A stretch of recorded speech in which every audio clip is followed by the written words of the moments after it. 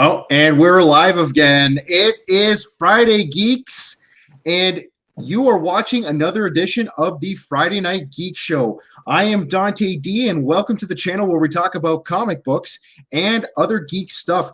Joining me tonight is Santiago, all the way from Colombia. He's also from Sentinel Collections, which is an online store of action figures, correct? Yes, that's right. Absolutely. Santiago, bienvenido. Muchas gracias. Thank you, De Dante. nada. Thank you for the invitation. I think this talks you're doing Friday night is a great way to start the weekend. I've been following your channel for quite a few time, probably around 2 years, 2 to 3 years. I love your content, and now being on this side of the screen is pretty cool to me. So thank you for the invitation. Absolutely. It's actually a pleasure to have you. And you have a very interesting story to tell to us tonight. We're going to be talking about many, many different things. We're going to be talking about the state of the comic book industry abroad, specifically in South America, because that is where Santi lives. We're also going to be discussing a little bit about the toy industry and the comic book industry. Should these two entities be intertwined? We're going to get into that a little bit later in the show. But for now, we're going to start off with you, Santiago, because you got into comic book collecting in a way that is not, I mean, for me, the way I think is not very common, especially for people here in North America. Why don't you tell us how you got into comic books? All right. So first of all, I began getting to love all these awesome characters that we see in the comic books. Especially in my personal case, I've been a Marvel fan more than anything else.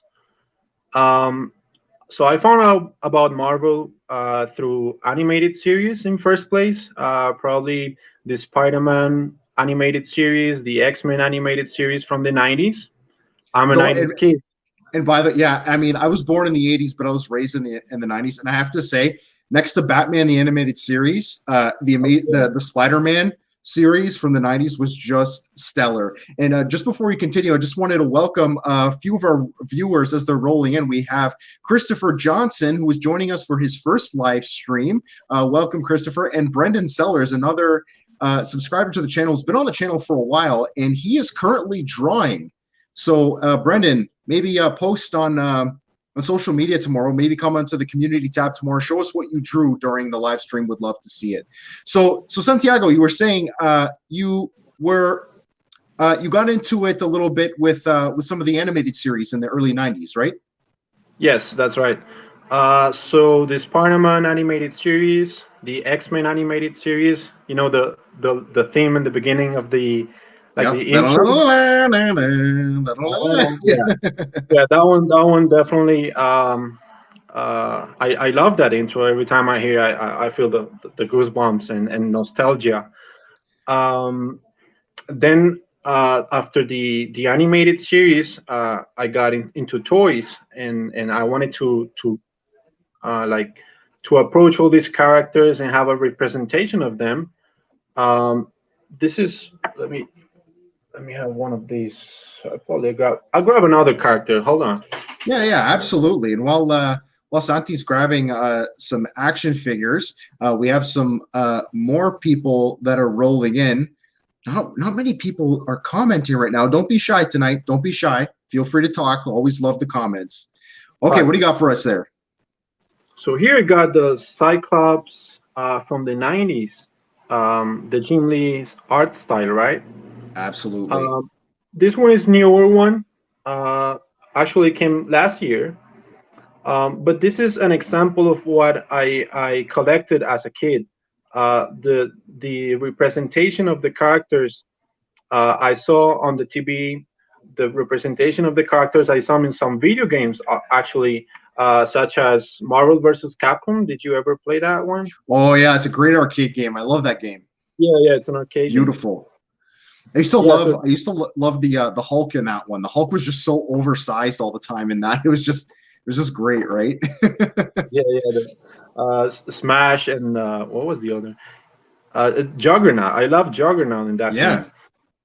Um, absolutely. so meeting all these characters, also playing with them, and then seeing them on screen, it gave me the desire to have like a more tangible thing, and toys was the answer. Right. So I got into toys collecting. I bought many action figures, basically Spider-Man, symbiote Spider-Man. And a fun thing about those action figures that were the Marvel Legends line is that, here, let me show you. I got one of the old blister cards. Um, Oh wow. when you collect one of these figures, it comes with a comic book. So, for example, the Todd McFarlane Spider-Man from the '90s, it came with Amazing Spider-Man 301. Hmm. Here's another one. The symbiote Spider-Man came with this, iconic issue with the black symbiote costume. Yeah, that's and for those of you that didn't know, that's actually a homage cover to Amazing Fantasy 15. That was the first time I think we saw the black costume in the main Amazing Spider-Man series. So yeah, so that's cool. That I actually didn't even know that those comic books came with a lot of these toys. I mean, I had toys as a kid. I had action figures, but I don't remember ever getting any comic books with it. But I mean, I wasn't into the toys as much maybe as someone like yourself, right? So Yeah, actually, I got my collection right here. Do you want to have a look? yeah, before we go into the collection, Yeah. we got to see just from yesterday when and everybody, you got to brace yourself for this. I want to see that sexy Weapon X figure that you have on there on your desk. I absolutely love that Oh, figure. so it's actually where I was planning to go. Oh, okay, Uh, yeah, yeah, go, let's yeah. see it. So I got it right here. This Weapon X figure, it's more recent. It came out in 2018. Hmm. But I made some customizing on it. Here. Look at that. So Boom. I like my mouth started watering as soon as you showed me that yesterday. I'm like, look at that. But folks, this you have to realize though that Santi did a lot of customization to this figure himself. So what did you add to it? all right. So I added the little cables around his body, just like in the Hmm. comics. Um, I added some paint wash on the like on the helmet, and I added this little wristband on the the white one right here. Yeah, absolutely. Yeah. The claws. Well, actually, I had these claws on him. The ones these are metal claws. They Oh don't come wow. like this. They come with the plastic claws. Yeah. Um, but since I to to use this as a tank, I can fill it with water, and I have like a lamp where I connect it, and it shows bubbles and stuff. Now the Wow. thing with the metal claws is that they will get oxidated. Oh, right, So right, right. yeah, so that wasn't working for me. So thinking of an alternative, I took these bone claws like to pretend he was about to be um, uh, s- started with the procedure of the adamantium. Right, right. Wow. And like that's great. That would be one of the most intricate lava lamps ever, right? You know, with the water. I didn't even know that you could put water in there and then you get bubbles, but that would look very authentic for sure. And just to let you know here, we have Brendan Sellers who's saying that he loves how the old Marvel Legends came with comics. So he Oh definitely yeah. remembers it. He says he has one of Iron Man with a reprint of his first appearance, actually. So very awesome. Let's see some of those other figures there. What do you have there? Yeah, well, actually, this comic book right here came with the Toad figure, which was part of the series one of the Marvel Legends Toy-Biz line. Hmm. Right here, it's a reprint of the first appearance of the Brotherhood of Evil Mutants, Yeah. X-Men number 4. So yeah, you see Toad, Magneto. So I like to pose the action figures with a cool background as a comic like that represents who the character is, or maybe a key issue if I can afford it, of course. So right there we have the um, X Force number 15, which is Hmm. the I think it's the first cover where you can see Cable and Deadpool together by Right. themselves. Yeah, absolutely. Um, right, and this one is actually signed by Greg Capullo, and at the top corner is signed by Fabian Nicieza. Wow. Okay. Yeah. Yeah. And that's actually, you have there the X-Men #1 that I think is my favorite, one of my favorite covers there, because they had like 5 covers for that X-Men #1, and that one you have there is one of my favorites for sure, with the Magneto on the front. Oh, the Jim Lee Magneto one. This one. Yeah, yeah, that's a Oh, great one. I love that Love that. comic book. I love it. I Yeah, love the art, man. and it's really funny because that book is so undervalued by collectors, because everybody has them, and they had a huge print run, but everybody just loves the story. The story in that is just great. So what else you got there? Oh, so here, I like to make some customizations and add details on my figures so they have like a unique characteristic that you cannot find in another person's collection. Right. So here I just have the Sunfire. This Iceman actually is a custom. He came with this spiky hair, icy hair.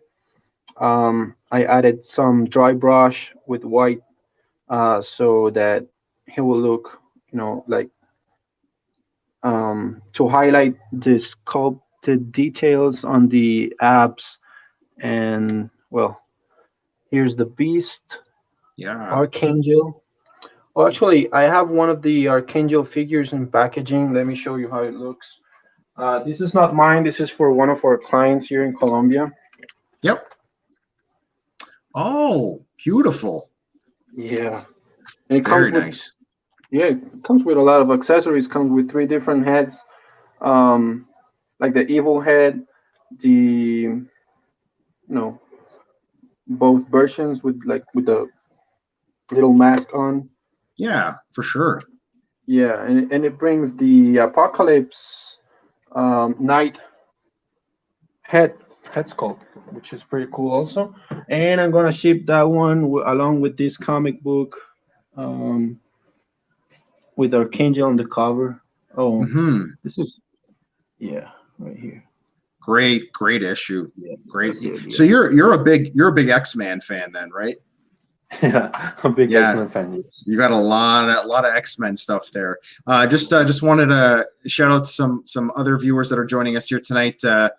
We have Scott424, who is here almost every week. Welcome, Scott. And we also have Adrian Benningfield, who is also here almost every week. So welcome to you guys. So now there's actually a question that I wanted to ask you about the figures, because I saw solicited a Fat Thor, but I think it's a fat, Fat Thor from the Avengers Endgame, Oh, yeah, where he yeah, has a yeah. long beard, and I saw there was with each figure you buy, you get a different piece of him, and then you put it all together. Do you know anything about that? Yeah. That's what we call build a figure. Okay. So in Colombia or in Spanish, we'll say BAF, like pronounce it like that, BAF. Not sure how it sounds in English. But yeah, every single character comes with a. Actually, I have an example here. Um,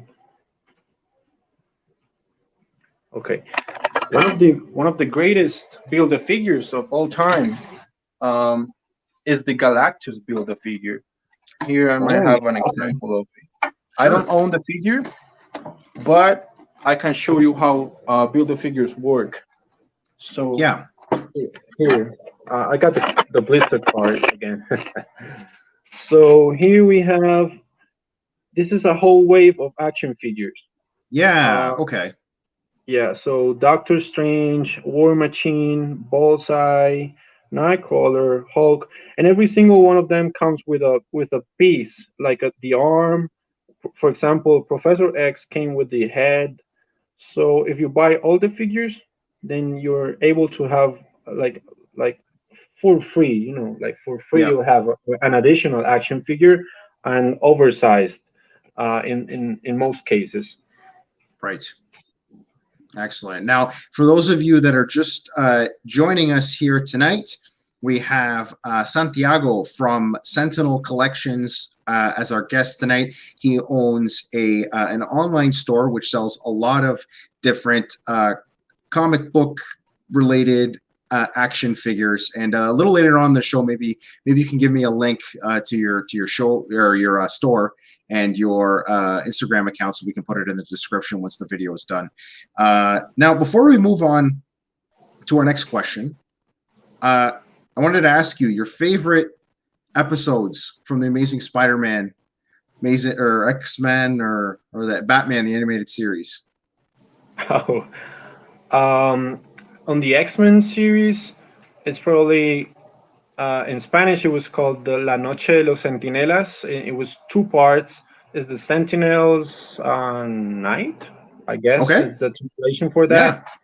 that. When they finally came and were capturing all the X-Men, and they had to fight the Sentinels. In fact, our name Sentinel Collections comes from the Sentinel X-Men character Okay. as an inspiration. And what I thought is that Sentinels are always looking to grab the mutants Mm-hmm. and have them. So it's like a comparison on how collecting action figures work. So Right. I'll be the Sentinel and I'll grab the action figure for my collection. So that's why our logo is a hand grabbing the name Sentinel Collections. That's yeah. Actually, that's great because that reminds me of that scene in Toy Story where Buzz and Woody are in the machine with the claw. Have you ever seen Toy Story? I'm sure you got Yeah, those of yeah, you who have yeah. seen Toy Story. Yeah, and the claw comes down and all the aliens are like the claw, right? So very good comparison that you draw there. I really like that. So tell me a little bit. I want to talk a little bit more about the comic books in the toy industry a little later on in the show, but I want to know how is comic book fandom, like what's the status of comic book fandom in South America right now? Like currently, Yeah. okay. So currently, things are growing very fast. Um, action, superhero movies gave a big boost to the comic collecting. Many people got interested into getting to know more stories of these awesome characters we saw on the big screen, since the movies are pretty much done, at least for the Avengers line of movies. uh, People are wanting to know more about these awesome characters, and probably the best way to do that is going into comic books. Movies are a big factor of why people are getting into comic books and reading the stories. Some of them like to collect them. Some others like to watch like a video review on YouTube, like giving explanation on how the Civil War occurred, or how the Batman versus Superman thing began. Yeah. That type of things. And some who are very attracted and became hardcore fans of these characters from the movies are now actually buying the collectibles as a comics. But in Latin America, and especially here in Colombia, where I live and where I have, you know where I can share more information, uh, people prefer the hardcovers and the trade paperback, like a complete edition, Yep. over having just like one single issue. and Right. and that's something that people prefer for different reasons. One of the main reasons is, of course, money. Since here we have a very different salaries and incomes from the US, um, collecting is a very expensive hobby. Absolutely. So having this type of editions is something very helpful for fans to have the complete story without spending too much money on every single issue. Right. But instead, they can have like the complete edition, and it looks nice. It's durable also. So many people prefer that. Some others, like myself, prefer the single issues. Let me show you an example right here. Just just a regular comic book. Um, but yeah, that's how things are right now. Especially in Colombia, there's an editorial called El Tiempo. Hmm. And last year, it translates time. Right. Um, and last year, I think it was last year or 2 years ago, they released a complete edition of different graphic novels from Marvel, including the best stories, all-time stories. And this one I was showing you is one of them, the Astonishing X-Men, and it is in Spanish, which is also, well, another another thing that might um, stop people from reading comics, because the language barrier is right there, right? Not Right. everyone here speaks English. Not everyone has the opportunity to be bilingual or to go to a school where you can learn the language. Absolutely. Um, so that definitely is something to have in mind. Absolutely. Now, I definitely, I just wanted to give a shout out to a few more people. We have Louis from Studio Fitness who's joining us again here tonight. Louis was a guest on our show. Serge Henderson, and then we have, I think one of your fans here, Santiago. We have Mateo Alvarez Morales. Buenas noches por Sentinel Collections presente. So you Yeah, know him, right? Mateo. Yeah, Mateo. Yeah. Yeah, that's it. Yeah, so it's actually interesting that you bring up the difference in wages between Colombia and the United States. So the people in Colombia who do collect a lot of comic books or trade paperbacks and things like that, what is typically their demographic? Um, okay. By demographic, what do Well, you like mean? like for example, in North America, it's typically white males between the ages of 25 and say like 50 that typically read Gotcha. comic books. Yeah. So here, I guess younger generations that in the U.S., um, since you were able to have early access to all these comic books back in the '60s and Bronze Age, when it Yeah, all the big uh, success of comic books began. Here, it is very different. I feel like people that were raised and born in the '80s and the '90s, who now have their own jobs, and they have like an income. Now they can buy this type of collectibles. hmm, Um, Younger generations, for instance, I have my little brother. He's a comic book fan. um, Sometimes he can afford buying one of the comic books. Sometimes my parents or I, we give it to him. But it's not very common for his generation to be into comic books, either not even reading, uh, right. like living collecting aside, not even reading, online reading or anything. Yeah, So I guess, yeah, the demographics will be um, 80s and 90s, men mostly. right. Okay, awesome. And and what type of jobs are these people working to be able to support that type of habit? I honestly don't know the answer for that Yeah, question. just thought I'd pick your brain there because in the U.S. we have. I think it's very diverse, like the type of jobs that people will work here. So you have blue collar people that work in factories and things like that are buying comic books, but then you have people from Wall Street in New York that are millionaires and billionaires that are buying comic books as well, but they're investing in those older ones, hoping to cash in on them eventually. So I don't know if any rich Colombians are investing in comic books at all. I don't know. What do you think? Since the market here is very new for comic books, it began in the late 90s, with a huge gap that we're gonna talk about later, which I want to mention.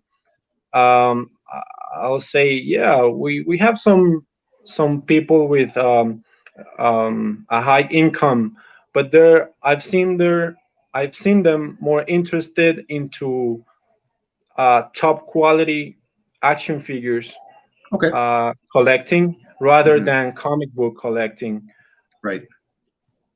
Yeah, like brands like Hot Toys and Sideshow, statues like Prime One Studio, Iron Studios. I guess the people who like this type of collectibles, they prefer to spend their money in action figures and statues rather than spending on comic books and key issues and first appearances like that. Sure. Yeah. And I definitely think that, and as a person who doesn't live in the U.S., I live in Canada.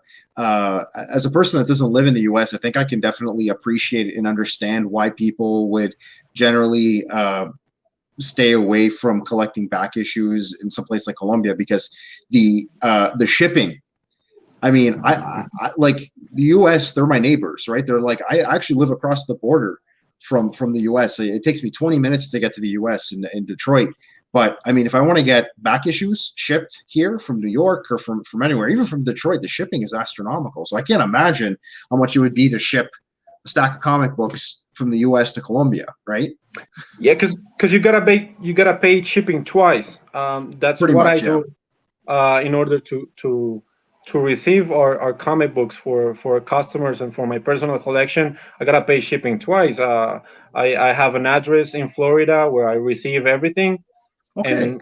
and then I gotta pay shipping of the full package once everything has got to the address, and then ship to Colombia, pay taxes, and then send them.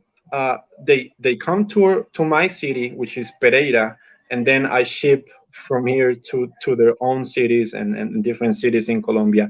So yeah, there's a lot of additional costs into collecting Right. from a foreign country So outside of the U.S. that's a whole lot of shipping, right? a lot of shipping Yeah, costs, right? Now, I think it's the thing that I find very interesting about what you've been telling me about the popularity of comic books in Colombia is that people are really getting interested in in these heroes and these characters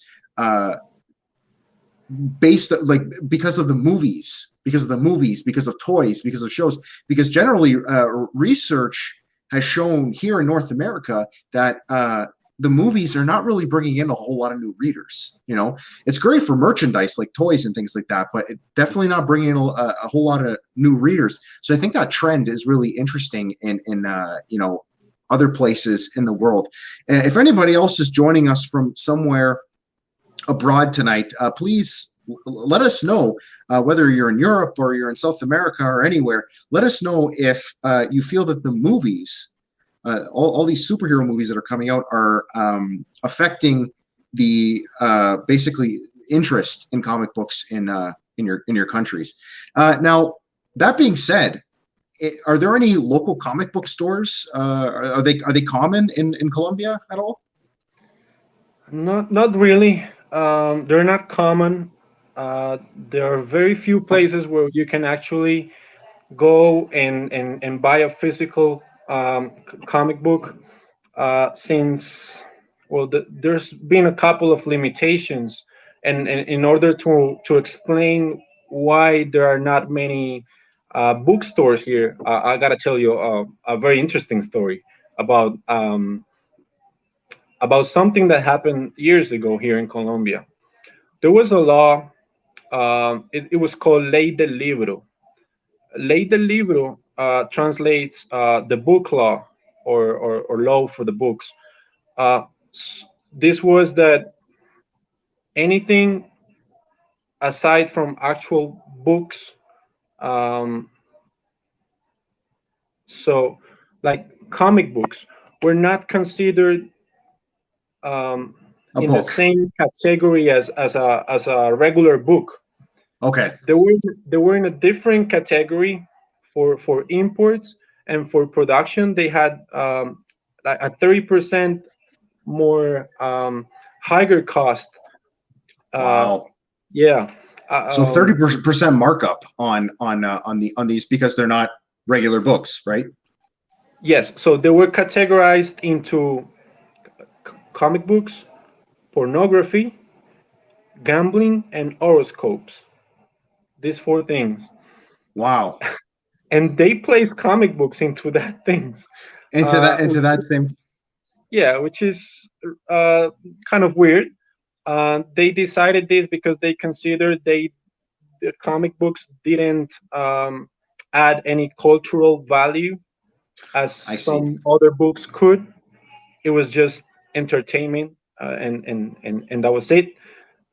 So it was not a very interesting thing to invest on, Right. and not even producing a national book, not importing comic books, nothing.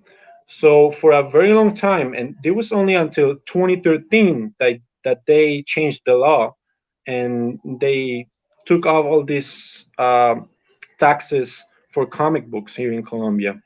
And thanks to my friend Tito Contreras, he gave me that cool fact which I didn't know, since I got back into Wow. collecting until 2015, so I wasn't affected by it. So, so So you that's my friend Tito right there. so interesting fact, Tito. So you'd be very hard pressed to find a comic book store in Colombia then, because I mean that law seems still quite new, right? I mean, Yeah, yeah. yeah. So very interesting. Just So only, we.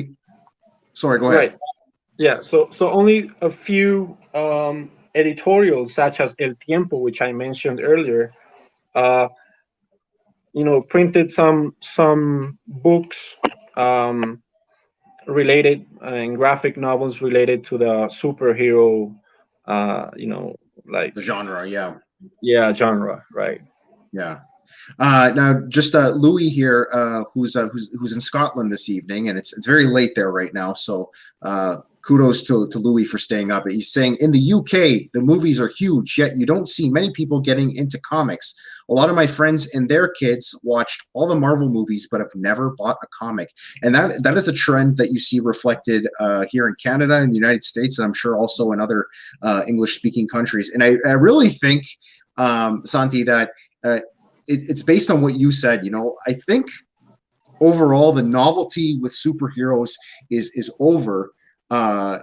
With comic books in general is over. But in Colombia, you said you don't really have that rich of a comic book history, so people are just starting to dabble in it now, and might even continue to grow over the next few years.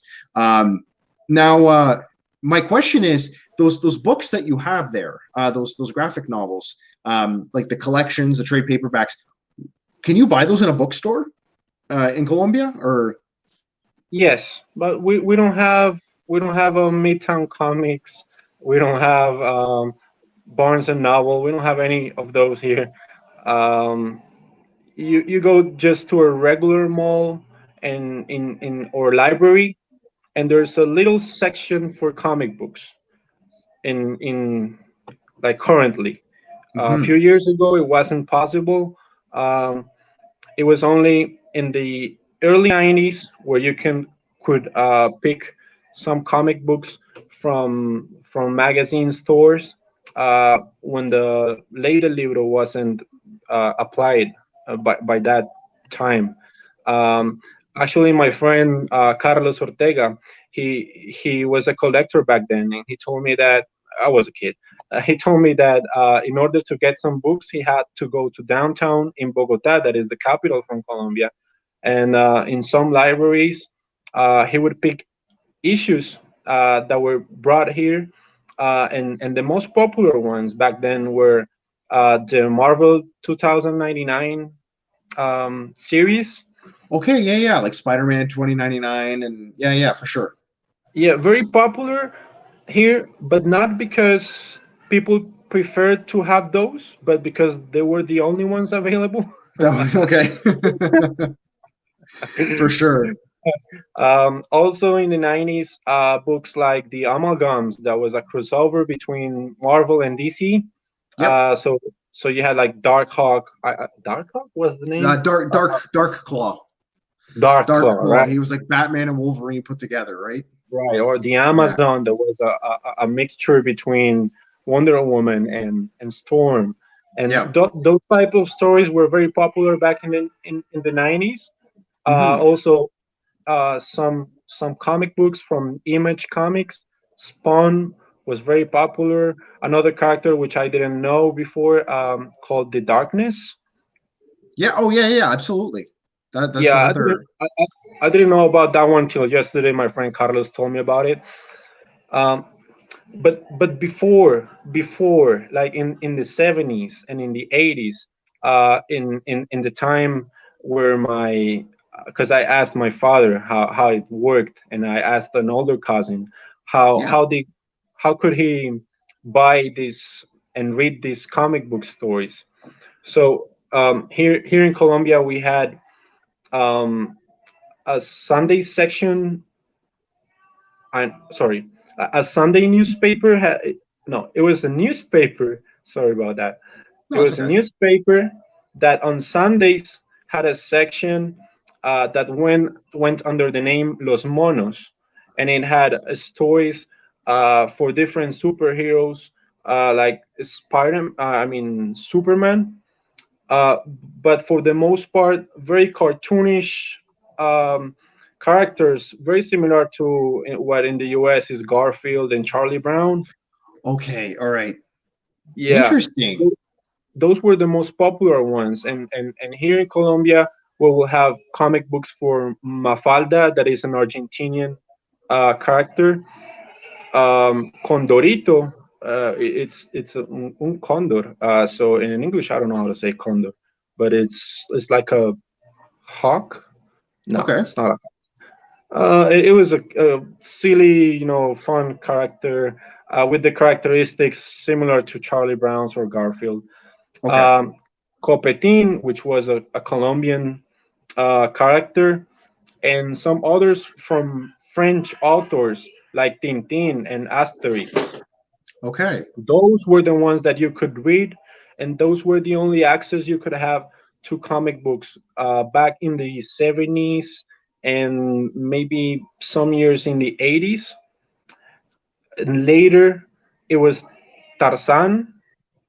You know Tarzan? Yeah. Tarzan, Tarzan. Yeah. Tarzan, right? And the Phantom. And the Phantom. Yep. Absolutely. Extremely popular. My dad told me about popularity for the Phantom character, and also my friend Carlos mentioned that the Phantom was very popular through the 80s up to the 90s. Interesting. So it's very much a it sounds like a tradition that's reminiscent of the comic book industry in the U.S.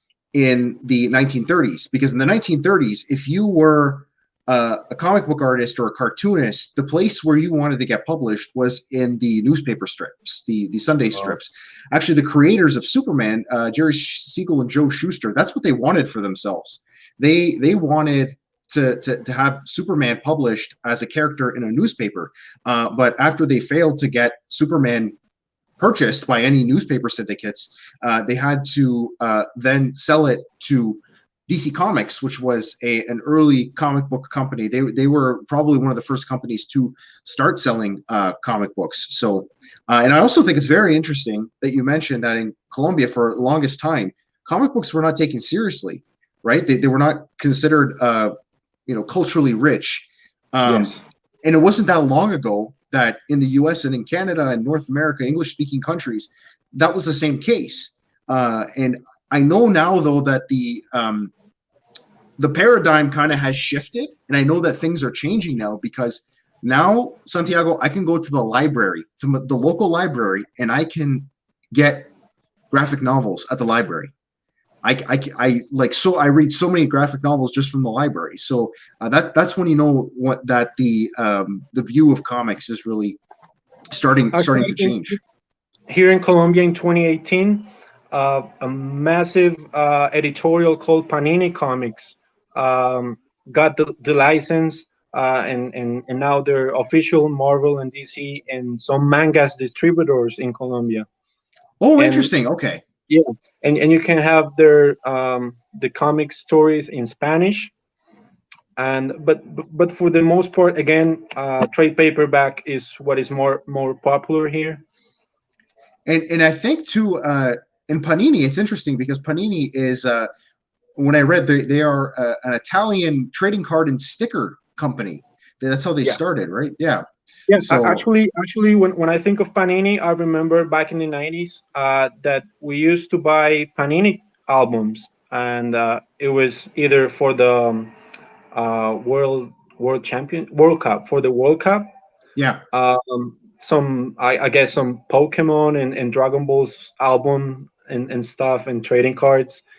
Yeah, so they probably began like that, and now they have shifted and added this beautiful collectibles that are comic books and graphic novels.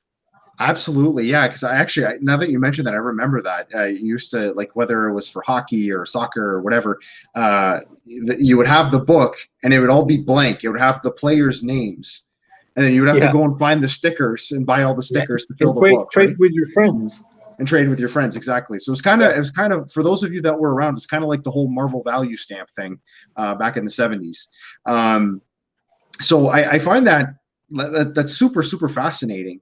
And but one question I still have is I know just from looking at some of the issues that are available on the comic book back issue market, Marvel, especially Marvel. I don't know about Batman and DC Comics, but Marvel Comics I know were distributed internationally, and they had international editions of different books. So, for example, I know in Spain they had Hulk distributed as La Masa.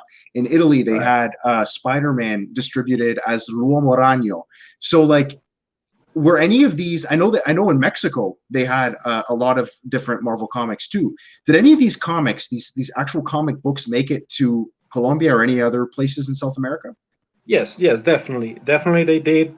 Um, Probably it was in the 90s or early 2000s. I wasn't a collector of those, so I don't have too much information about that. But from what I've seen in some collector forums and Facebook groups of comic collectors here in Colombia, yes, they had those issues back in where they were kids. Now, where would you, if you wanted? Now, obviously, you would have had to have lived in a bigger city, right, to have access to these things, right? But if you were living in a city like Bogota, where would you go and buy this? Would you go to just to like a corner store, or like where would you buy these types of things? Back in the 90s. Back in the 90s, or yeah. So a newspaper. Okay, so Some, like newspaper vendors. yeah, newspaper. Some libraries actually had some of those. There's a very famous library known because they offer comic books and they've done it for a long time. It's called Libreria Francesa, and it is in Bogota. Um, The French Actually, library. yeah, that's the translation for that. Um, Actually, I got back into collecting thanks to the Libreria Francesa since I used to live in Bogota. I lived there for 2 years, Mm-hmm. and on my way home to my way to work, I had to cross right through Libreria Francesa. That was in 2015, and Wow.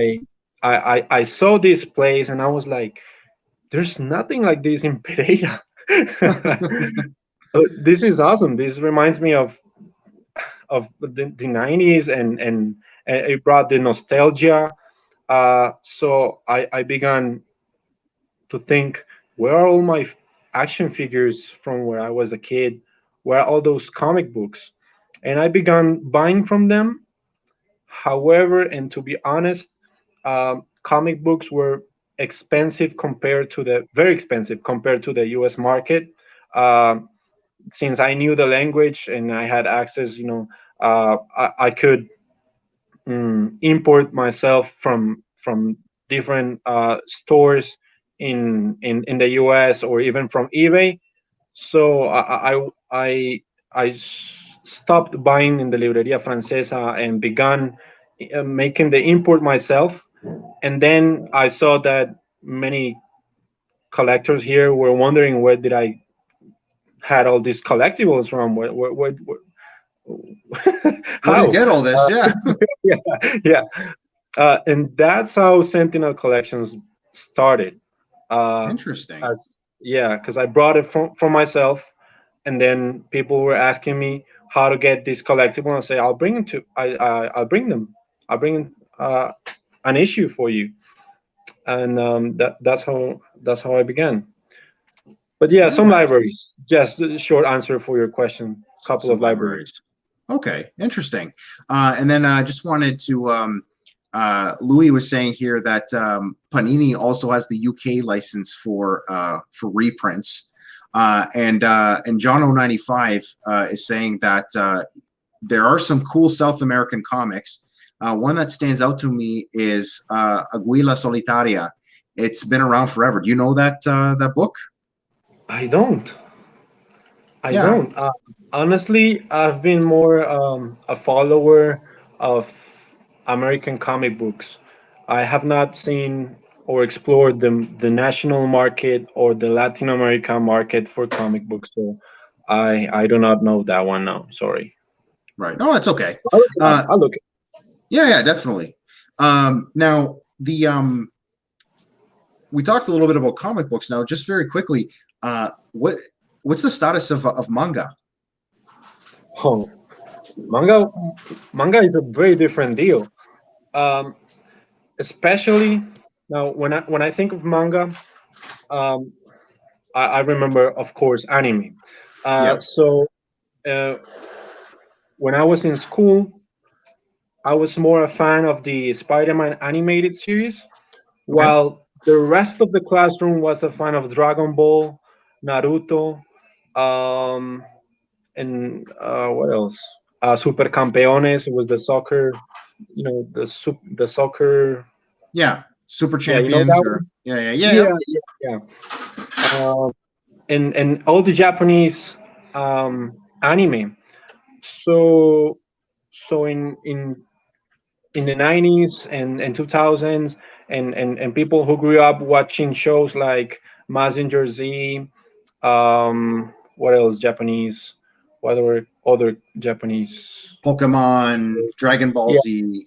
yeah, Pokemon. All of those were way more popular than any of the other American shows. And Yes. you know what, that is so fascinating because I find that's the case all over the world, right? There's just something about Japanese media that has an international appeal because like you're saying is like, yeah, comics are really slow to pick up here, but manga is like exploding, right? Yeah. And Yeah. that's the case even in North America. Like manga outsells comic books like crazy here in North America. And do you have any thoughts on that? I mean, like, I don't think it's really been confirmed why that's the trend, but do you have any thoughts why manga in general just does better than comic books? I haven't thought about it. um, well, why manga? Yeah, Yeah, I like really don't know. personally, I actually we did a video on the channel about it actually. I think that with manga, they're trying to sell you a story, right? Comic books nowadays are trying to sell you an issue. Like the comic Uh, book market is very you're right. collector driven, and in Yes. manga it's more like, here, find out what happens in this story. And the stories are very innovative, you know. And on top of it too, manga for the most part is cheaper. It costs a lot less to buy manga books than it does to buy comic books. You know, manga's printed on it's printed on newsprint. They're generally very cheaply produced. But comic books, you know, they're oversized, they're printed on really nice glossy paper and everything. It's like, I don't know, you know, I definitely think the comic book industry could stand to learn a few things from manga. And also now that you mention it, I believe manga is more consistent on the storyline, since we don't have like hundreds or dozens of authors and different artists drawing their own storyline for Correct. the same character. But in manga, you have like the whole story, and it's very like, I don't know what word to use. It's more cohesive. Very consistent. Yeah, right. Yeah, it's consistent. It's cohesive. Actually, this is really interesting. Christopher Johnson here works at an Amazon fulfillment center. And he says he sees 100 times more manga collections than Marvel or DC being sold. So that really goes to show you something, you know, like that's unbelievable. Is it Amazon in the US? Yeah, I'm pretty sure this would be US Amazon. So, but I really think that would probably be a trend in any Amazon fulfillment center anywhere on the planet. But you make a really great point about that, because like, for example, I grew up with Dragon Ball Z, the anime, right? I loved it. I was a huge fan. Then when I got a little older, I was like, you know, I want to try reading the manga. See, you know, it was so easy to hop on. There was no like 50, 60 year convoluted history reboot happening here. This character died but then came back. No. In Dragon Ball, it was just like volume 1, read through. That's the complete story, you know. So very, very interesting. Oh yeah, One Punch Man. Yeah, there's another one. That book, I have to say, is brilliant. I remember I read the first couple chapters, and I'm thinking to myself, this is a weird book, but it's good. Did you watch the anime? I didn't watch the anime, but it's so funny, so funny. I can imagine. This is currently my favorite anime. I'm not a big fan of animes, but this one catched my attention, and I enjoyed so much. There's season 2 right now in the anime, and very funny, very different for anything you've seen in anything. Like, it's very unique. Absolutely. And John095 is saying, I do wish that comics would use cheaper paper. If that would drop the price, they're way too expensive for what you get. Also, they're too durable. You have to try to mess one up now, you know. And I agree. You know, use some cheaper paper if it's going to cost less for your consumers. You know, go for it. But you know, we've seen many times in the past the comic book industry trying to you know, kind of revive, breathe some life back into the market.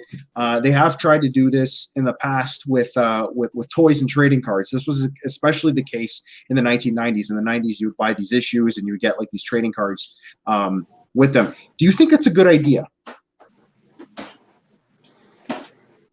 Like to buy like to closely intertwine the toy and trading card industry with comic books. It's what got me into collecting comics. Yeah.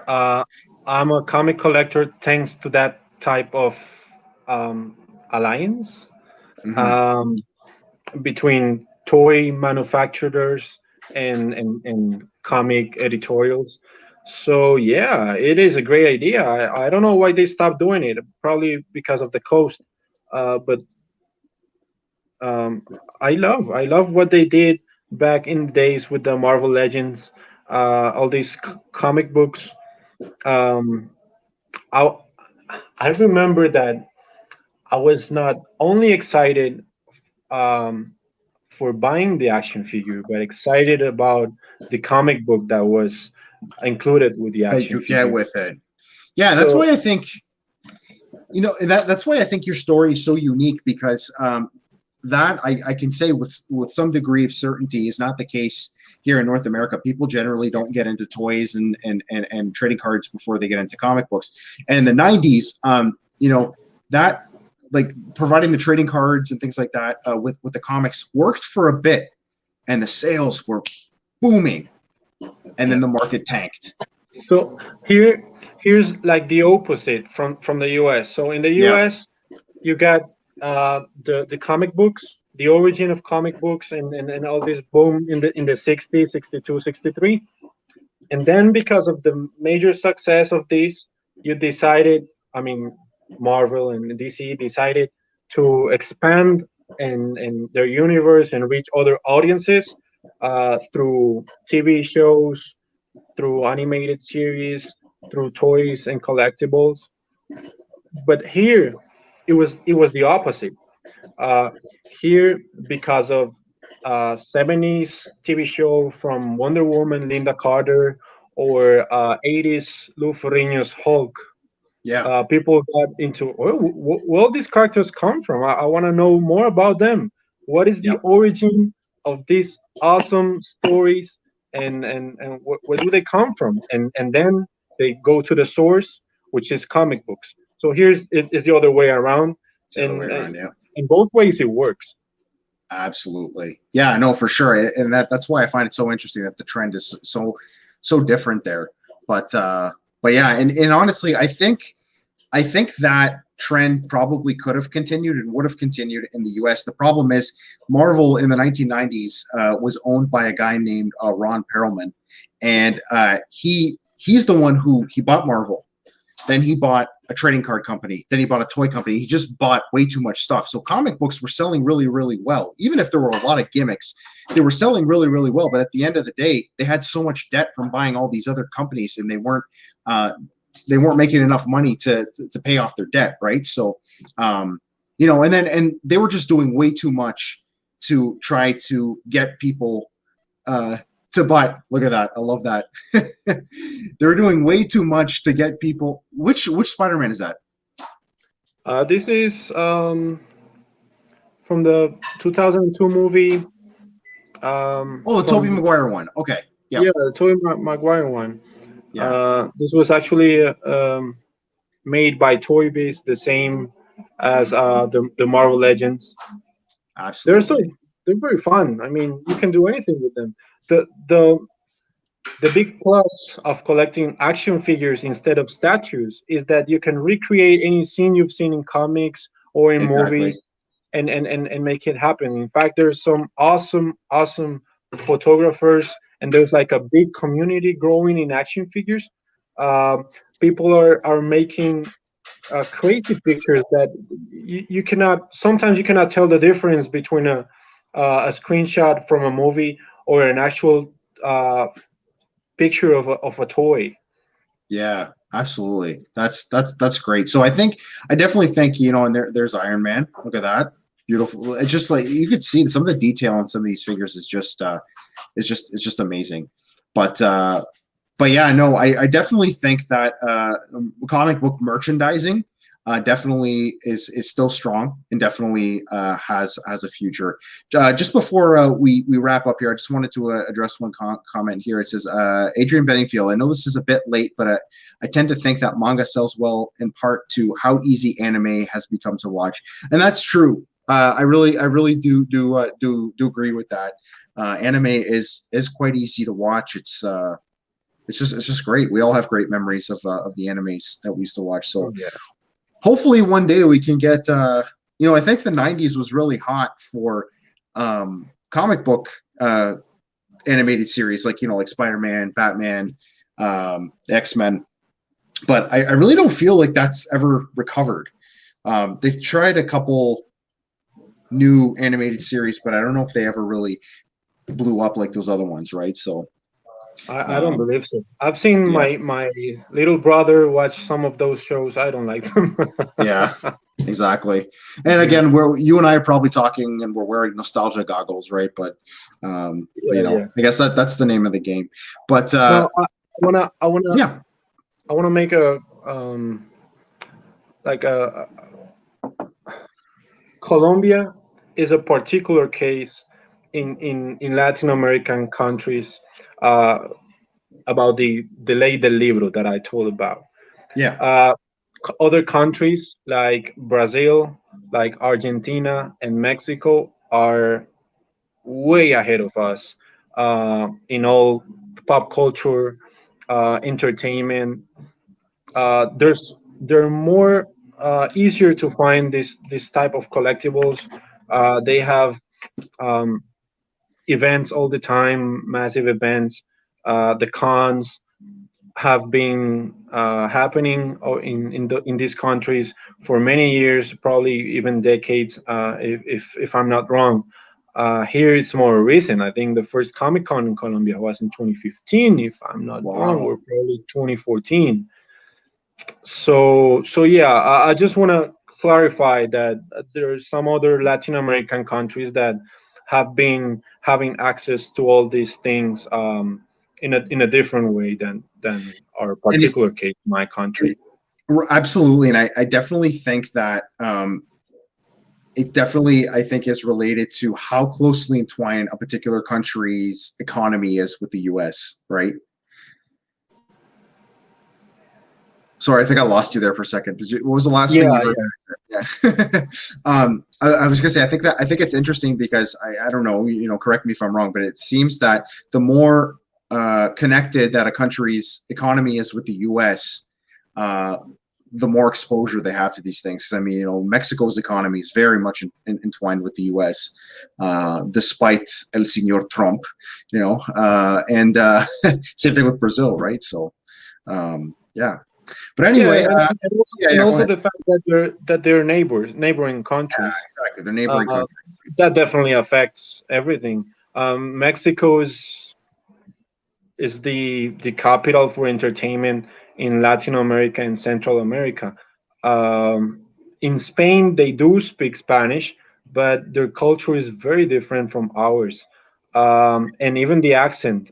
So yeah, Mexico is the one that leads all the other countries here. Interesting. I mean, not even related to comics, but it's actually funny because I can speak a little Spanish and I understand quite a bit of Spanish, but I do not understand Spaniards when they talk at all. I I know. understand South Americans and Latin Americans perfectly fine. In Spain, just something I can't understand them for some reason. The accent is so different. So We have so many different accents in Latin America, and even inside of Spain, they talk very different depending on the city. If they're in the coast, if they're in the capital, if right, they're closer.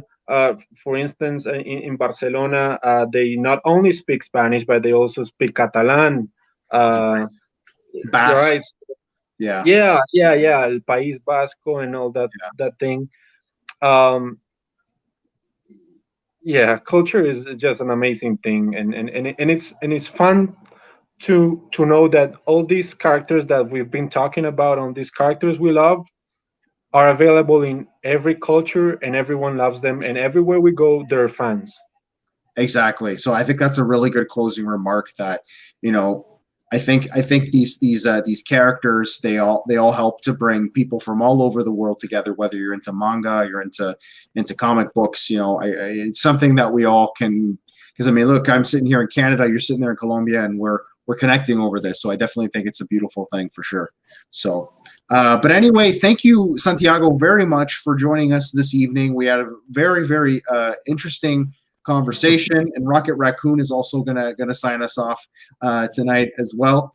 Uh, and I want to ask everybody to stick around on social media and on the YouTube community tab as well, because I have a special announcement that I'm going to be making. We have a very special guest next week. Not to say that you're not a special guest, but we have a kind of a little bit of a celebrity guest who will be joining us next week. So stay tuned for more on that.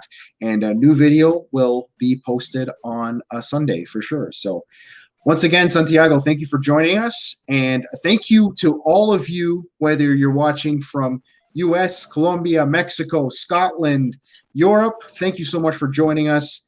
And it was great to hang out. And I will see you all in the next episode.